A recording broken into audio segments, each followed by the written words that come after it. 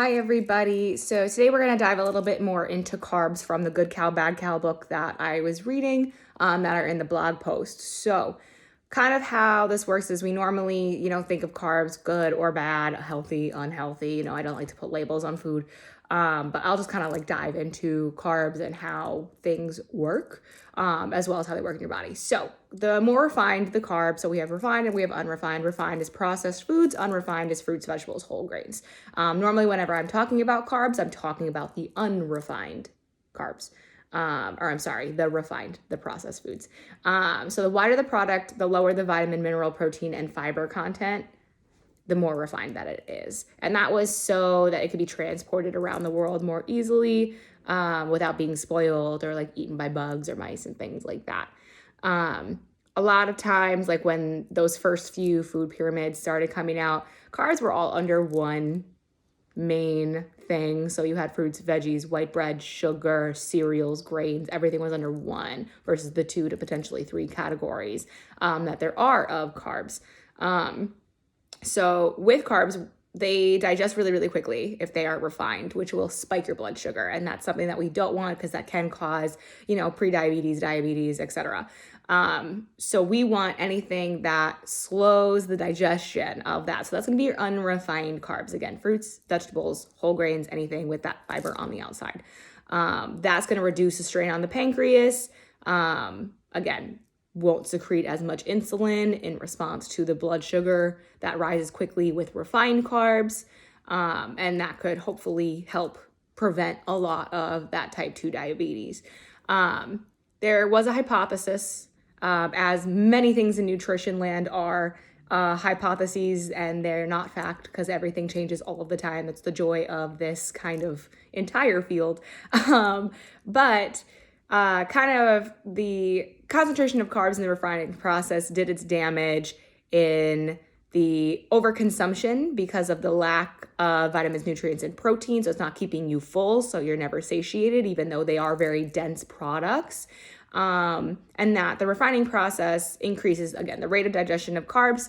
And so lots of blood sugar spikes, insulin spikes, and then that would kind of explain how diabetes works. So we want to try to refrain from eating a lot of refined carbs if we can. Carb-rich diets are also going to cause the body to retain water and raise blood pressure. So a lot of times we think of salt as raising blood pressure. Carbs raise it more, actually, because how that happens is when you're eating a refined carb, it's going to prompt your kidneys to hold on to the sodium rather than to excrete it. So the sodium that's in your body already is being held on to. It has to then be balanced out with water because, again, our bodies like to stay in homeostasis. So that's what it's going to do.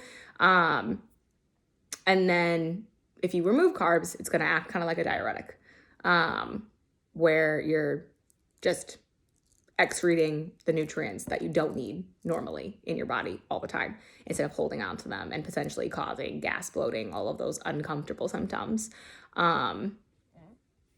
So they put the treatment of obesity a lot of times with very low carb diets. However, that really shouldn't be the case because, that should be the case. Very low carb diets is like the best way, honestly, but that's because you're removing processed foods. So I'm like, where am I on my sheet?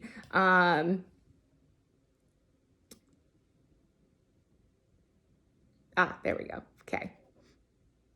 So with the obesity, they didn't want to eliminate all carbs because, again, you have refined and unrefined. We want to maintain a large shift of water retention. So you don't want to go from eating all processed foods and then the next day you cut them all out. Your body is going to go out of whack. You are not going to feel good. So you have to do it with not complete elimination, but slowly bringing it down over time so that your body can maintain homeostasis and adjust as needed with those internal systems. So the water retaining effect of carbs is due to insulin secreted, which in turn induces the kidneys to hold sodium rather than excrete it. And then that insulin levels were higher in a lot of people that have hypertension than people that don't.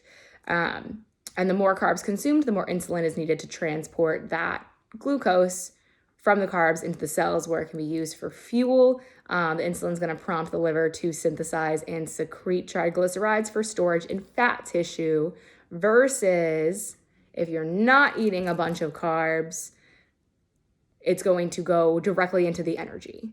Like, it's going to get energy. Oh, here's my calorie. Oh, this is what it needs to be for. Boom, done. It does not get stored. So that's another thing. If eating carb-rich diets in the presence of insulin resistance will abnormally elevate triglyceride levels, it's hard to avoid the implication that eating a carb-rich diet, and again, that's talking about processed foods, increases the risk of heart disease. So the carb is disposed of on 3 sites. So you have adipose tissue, which is going to be your fatty tissue, liver, and then your arterial wall, so your arteries. Are the ways that it's disposed of. And your liver is already working overtime with everything else in your body. So it's going to be either disposed of in fat or in your arteries. Again, obesity and heart disease.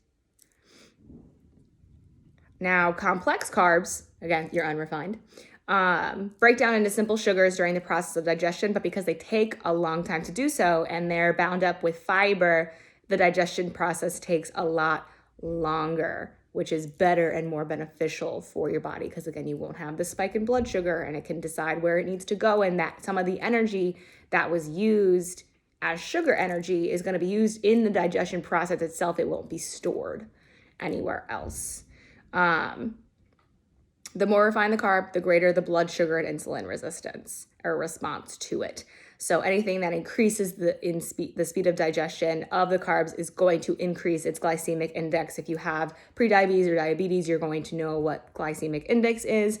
So any type of carb that's mashed in a liquid form or is polished or anything like that is going to make it really, really easy for your blood sugar to spike. So that's just kind of how, I know this was a long one, kind of how just carbs in general work and how they work in your body.